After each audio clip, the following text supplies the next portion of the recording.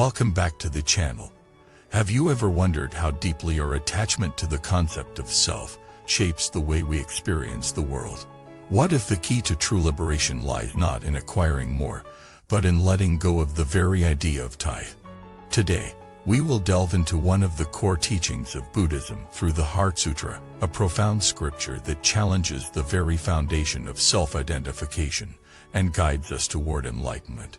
This text, while short, encapsulates profound wisdom that can help free us from the chains of ego and lead us to a deeper understanding of life's impermanence and interdependence. The Heart Sutra is often considered the essence of Mahayana Buddhist thought.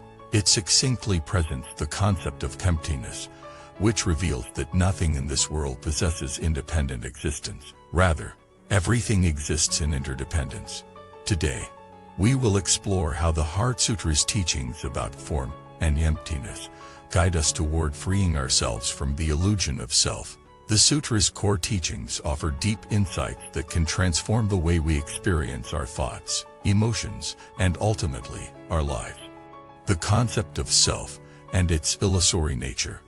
The Heart Sutra begins with the famous lines, "Form is emptiness, emptiness is form." At first glance, these words may seem paradoxical. What does it mean for something to be both form and emptiness at the same time? In simple terms, the sutra is pointing us to the idea that what we perceive as solid, unchanging entities, whether our own bodies or the objects we encounter in the world, are not fixed or independent. Instead, they are subject to constant change, rising out of interdependent conditions, and they are ultimately empty of inherent existence. This understanding of emptiness challenges our ordinary perception of the world. Typically, we operate under the assumption that the world around us, including our own sense of self, exists in a stable and enduring manner. We attach ourselves to the idea of a permanent line, a self that persists despite the constant flux of experience. However, the Heart Sutra reveals that this sense of Maya is a mental construct, a product of attachment and misunderstanding. We grasp onto this notion of a fixed self, and it is this very attachment that causes suffering. In Buddhism, this attachment is referred to as self-clinging. It is the fundamental cause of all suffering. We mistakenly believe that this self is a permanent and changing entity, which leads to attachment, desire, and aversion. The Heart Sutra helps us break free from this delusion by teaching us that the self is nothing more than a fleeting, interdependent process that arises in relation to other factors, and it is not a permanent, independent essence. The Heart Sutra's guide to overcoming self-clinging. One of the most transformative aspects of the Heart Sutra is its teaching on how to overcome self-clinging and achieve liberation. By understanding that all phenomena, including our own sense of self, are empty of inherent existence, we begin to loosen our attachment to them. This process, known as emptiness realization, is central to Buddhist practice. The sutra encourages us to see beyond the surface of things and recognize the deeper, interdependent nature of all phenomena. The Heart Sutra states, no eye, ear, nose, tongue, body, or mind, no form, sound, smell, taste, touch, or object of mind. This declaration underscores the impermanence and emptiness of the five aggregates, the components that constitute our experience of self.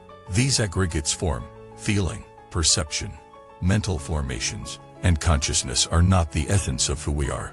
They are simply processes that arise and pass away, and they are constantly in flux. When we begin to contemplate these teachings, we can start to break free from our attachment to the idea of a solid self. We can begin to see ourselves and others as interconnected, ever-changing processes, rather than fixed entities. This insight is the first step toward true liberation, as it allows us to let go of the rigid boundaries we create between ourselves and the world. When we let go of our clinging to self, we open ourselves to the profound freedom of recognizing the impermanence and interdependence of all things. The practice of a non-self and its real-world implications. Understanding the Heart Sutra's teaching of non-self is not just an intellectual exercise. It is meant to transform how we live and relate to others.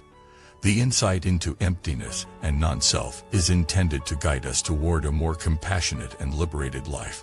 When we let go of the ego, we begin to see that others, too, are not separate from us. We recognize that their suffering is also our suffering, and their joy is our joy.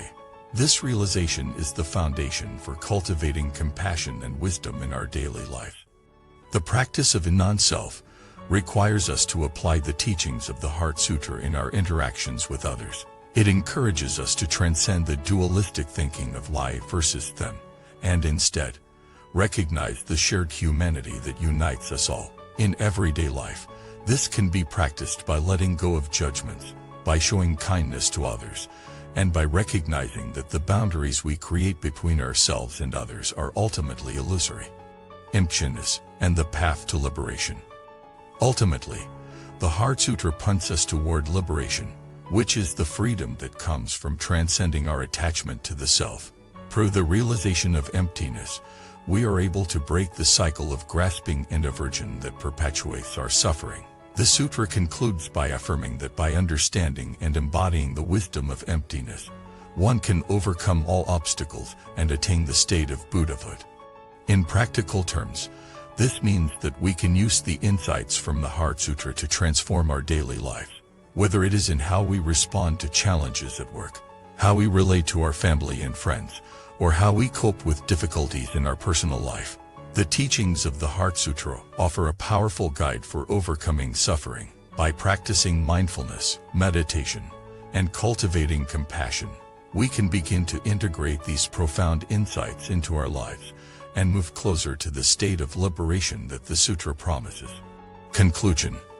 As we reflect on the teachings of the Heart Sutra, we realize that the path to liberation is not about acquiring more or becoming something greater. Instead, it is about letting go of the illusion of a permanent self and recognizing the interdependent, ever-changing nature of all things. The Sutra's message is one of freedom from the constraints of ego and attachment, freedom from suffering, and freedom to life with wisdom and compassion. Thank you for joining me in exploring the profound wisdom of the Heart Sutra. If you found this discussion helpful, I would love to hear your thoughts and experiences. Please feel free to leave a comment below. And don't forget to like and subscribe for more insights like this. Together, let's continue this journey of wisdom and awakening.